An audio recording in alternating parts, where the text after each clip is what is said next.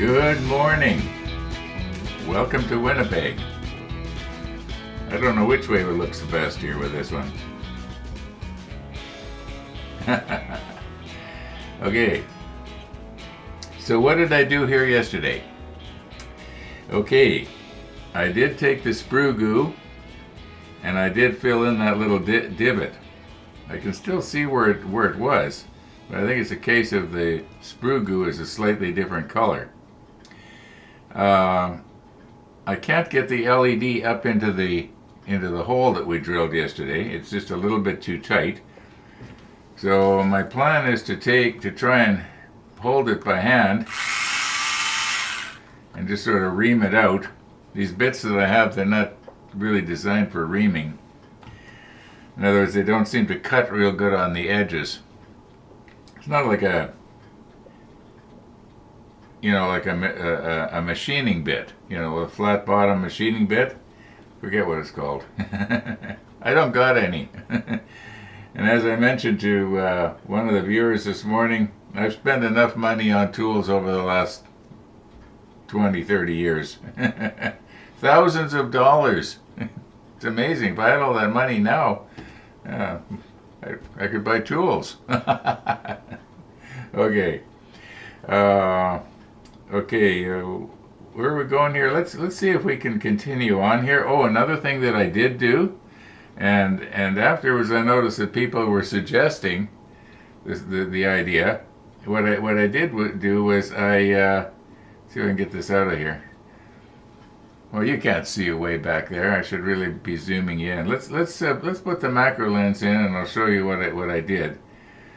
And instead of just talking about it and you being frustrated because you can't see it, I'd really like to get this light finished up and maybe even painted so we can see how is it going to look. Going to have to drill a hole in the deck as well, so that the wires in the bottom of the LED and everything can go down on the inside. I want it to be as inconspicuous as possible, being as the deck is going to be clear. Some people think that I should paint the top of the deck, the same color as all the rest of it so it matches, but I don't know if I want to. I kind of want to leave it clear. As long as it's going to be a display model, it may as well be as display-y as possible. And at least that's my opinion. So, alrighty. We're ready for you-know-who. I just looked in the viewer here, in the monitor here. I wanted to see, when I set this down, could it actually be seen?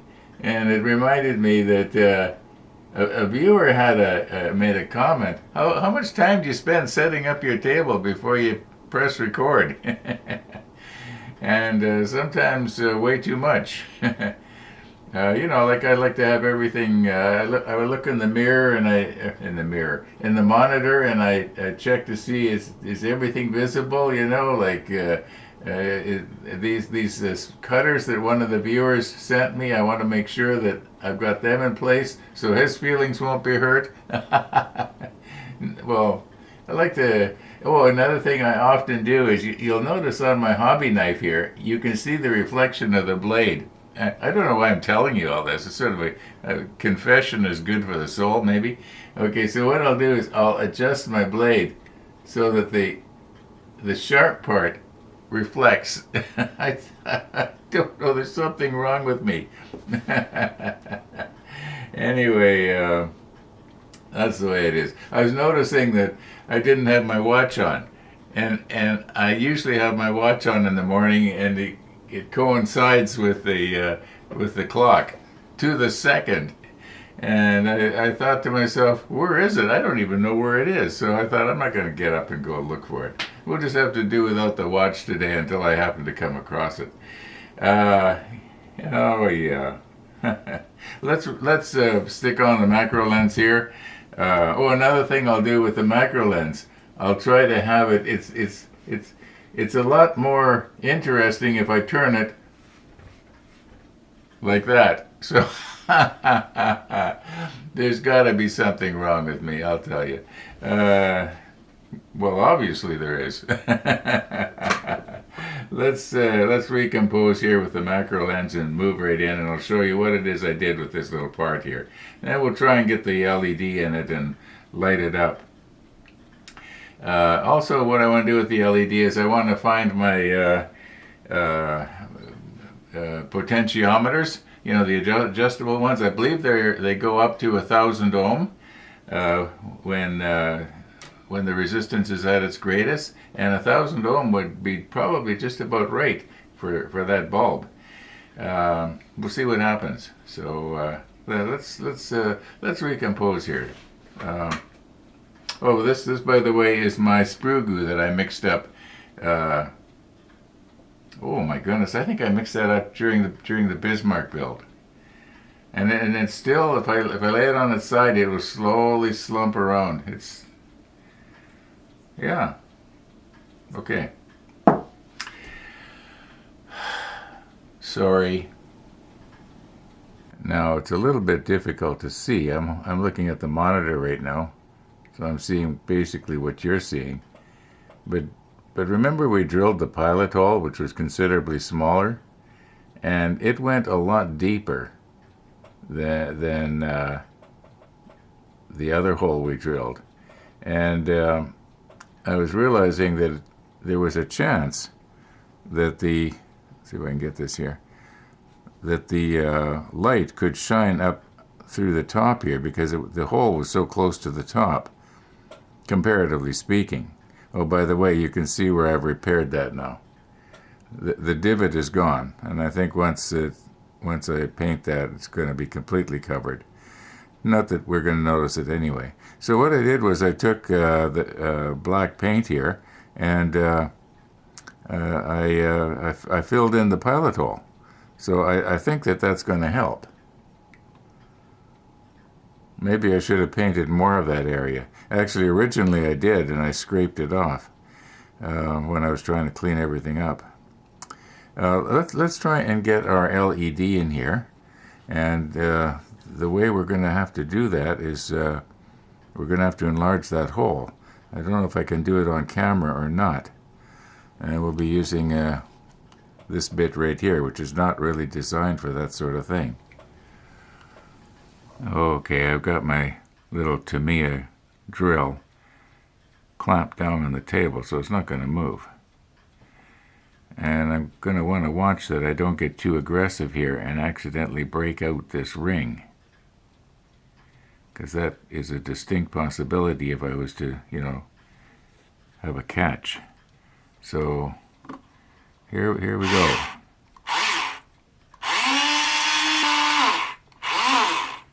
Now you can see very little shavings have come off, so we haven't really enlarged that hole a lot, but we're just going to keep working at it like this. I think I can probably do a much safer job if I do it off camera, but you get the idea. And hopefully we're going to be able to get our LED to go in there easily. This is rather awkward.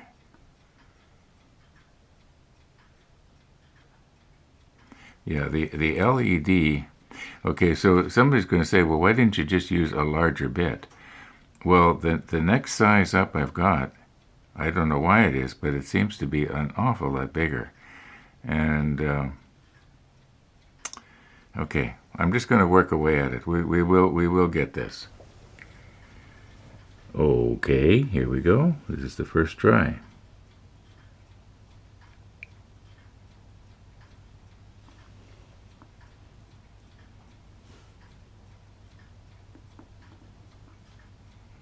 I gotta go a little bit more yet.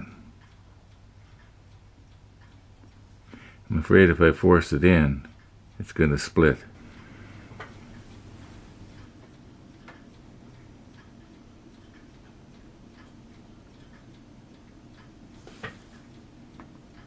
Okay, it's pretty much all the way in there.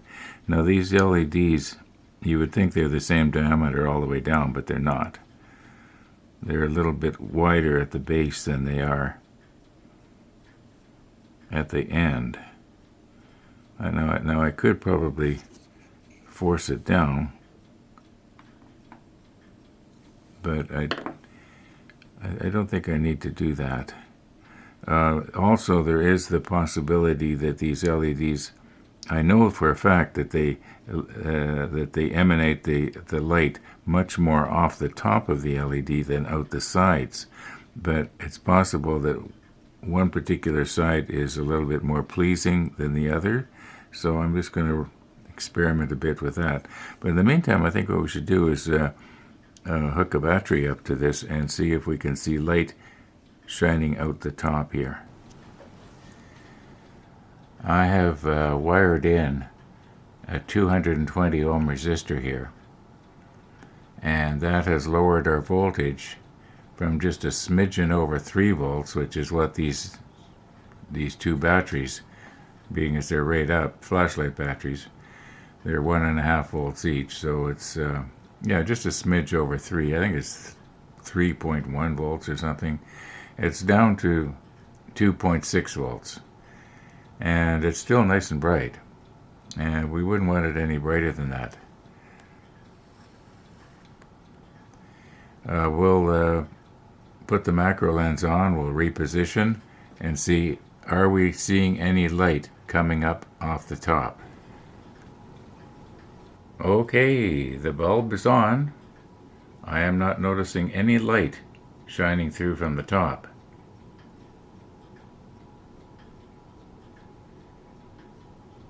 However, it is shining through from the bottom.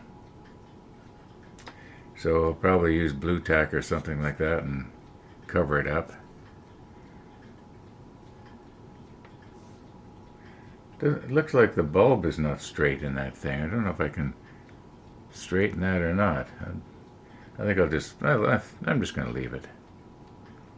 The only time we can tell that it's not straight is if we look at it with a macro lens. And anyway, we were just, concerned. Have we got light shining through? No, we don't.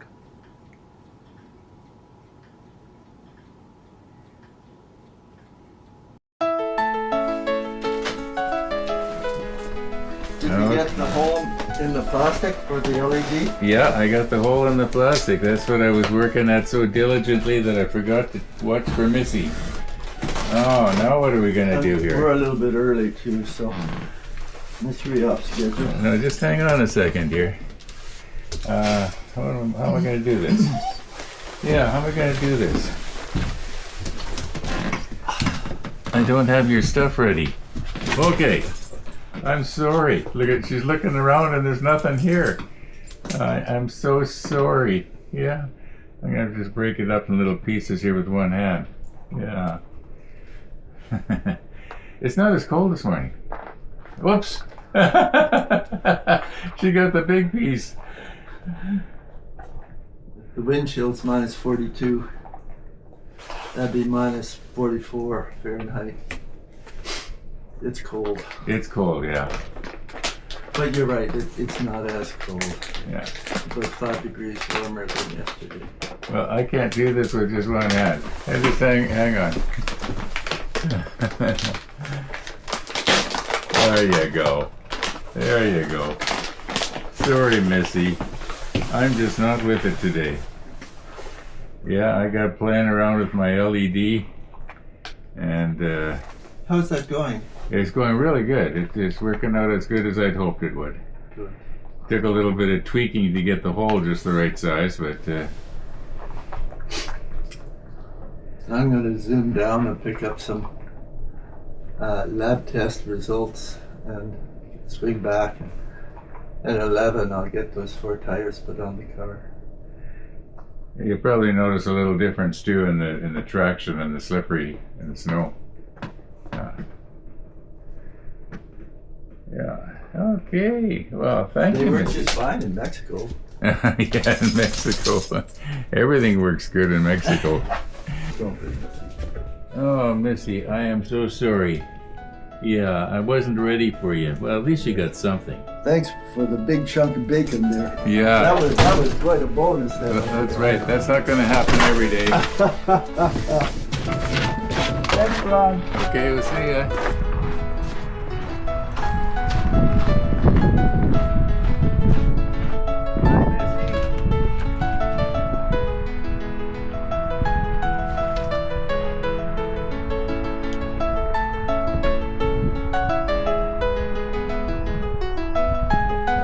Yeah, I got myself too sidetracked at the model table here.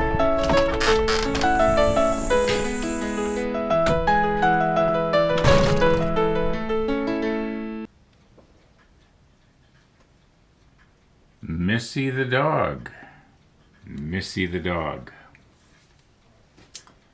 Alrighty. Now, we're done with this, except for painting it. In fact, I got to think about painting all this stuff here now, because we can't go any further until it's painted. And I was wondering, what color do I paint, pieces like this, which I believe are going to be stuck on the side of the clear plastic. And I'm thinking that in all likelihood they should be painted the same color as what the rest of the hull was painted. And you know what? I can't remember what color we painted it. I think it might have been the 66, but I'm not sure. It might have been the number 20. I'll just have to look it up. I'm gonna have to go back and look at my videos to see what did we use. Because some of these grays look an awful lot alike, and you take the swatch and you put it up against the side of what you painted, and you find out later, no, it's something a little bit different. Anyway, let's get ourselves reorganized here. I've got our 337 thinned out to probably, I'm guessing, 40% thinner and 60% paint. Okay, now we know that the lower part of the hull, which would extend out this way, is the 337. And if we were to paint this, we'd be also doing the 337, but I'm going to leave it clear. But these pieces that are plastic, it'll be these ones here and these ones here, they will form, I guess, streamlining where the propeller shaft is going to come out, and they get glued in right here. Yeah, you can sort of see where they have to go there. Okay, now that would mean that the rudder and the rear diving planes. So let me move this here. Okay, and this part here, that would be this thing here. They all should be the 337, so that they'll match up. However, the fixtures that would go on the top of the deck, they don't have to be the 337. And the forward diving planes, they would also be 337 when we get to them, which will be, there we go, when we get to step 64. I wonder what the anchor should be, because it doesn't really matter. Probably something dark. Anyway, we'll worry about the bow when we get to the bow. Where are we here? Yeah, we're still on step 61. Okay, let's try and get these pieces together here. I would think that these are supposed to go together before you glue them onto the sides. I would, yeah. And the propeller shaft is supposed to go, let's just take one at random, even if it's the wrong one, the diameter is going to be the same. Yeah, it'll go like this. Yeah, I think I can figure that out. But before we paint these, I think I should glue them together, get the seams cleaned up. Yeah, I should have done that before. Maybe we're not going to be painting today. Anyway, we got this one here that we had opened up when we painted the hull. Here's a brand new one that's never been opened, so we're okay. And there's another one of these as well, brand new on the shelf. So we got lots of 337. Might even use some of it on the Enterprise. We'll see how it goes. Okay, now I can just read inside there that this is the pieces 19 and 20, which form the R. And R is the one that drops down on this side right here. And I was trying a few minutes ago to see if I could get it to sort of lock into place, and it doesn't really want to lock into place anywhere on here. You can sort of see that there's, you know, how it's supposed to go. I'm wondering if maybe I should be taking a shaft just to make sure that it's going to fit. You know, I'm thinking that possibly it'd be a good idea to maybe have this whole thing, when it comes to gluing the pieces into place, have it so the gravity will be our friend and it will just sort of stay there. And you can see here there's a mark where the propeller shaft strut, I guess you call it, is supposed to go, but you can't really feel it. There's no little dent there or anything. So yeah, but we don't need to worry about gluing these on right now because they're not painted. So I think we can probably go ahead and paint all these parts now with the 337. I did get these together and I've got them cleaned up pretty good. I think that once it's painted, we're not going to notice the seam. Yeah, I used the Tamiya extra thin quick setting, and it seemed to work out pretty good.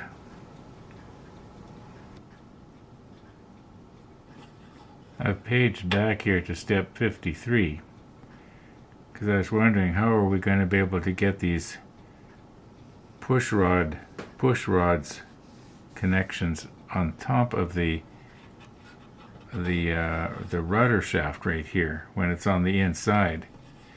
And then I was noticing that there's the opening here for the rear torpedo tube. Now I don't think it protrudes out the back, and yet it's sort of, is there supposed to be some sort of a door or something comes on there? I guess we'll maybe come to it when we go further ahead, but we're about 10 steps back now.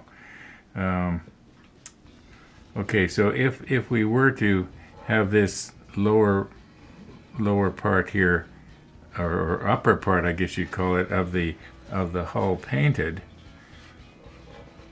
you know, along here,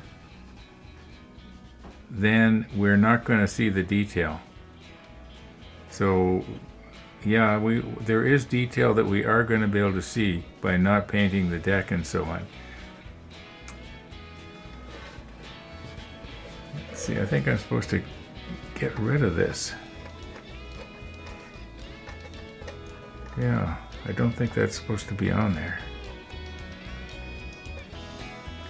Okay, let's just continue on here. I think that I'm sort of stalling here. What time we got anyway? It's 20 to 2 in the afternoon, and I don't know if I want to start painting now or not. Well, I am seeing blowing snow outside. It's going to be interesting to see what we got tomorrow morning. And I am going to call it quits here. I don't want to get started in the painting. But we're ready to go. We got these pieces glued together that I'd forgotten about. I don't think there's anything else left to do now except paint. But I'm going to call her quits. Thanks for watching, everybody. All being well, we'll be seeing you tomorrow.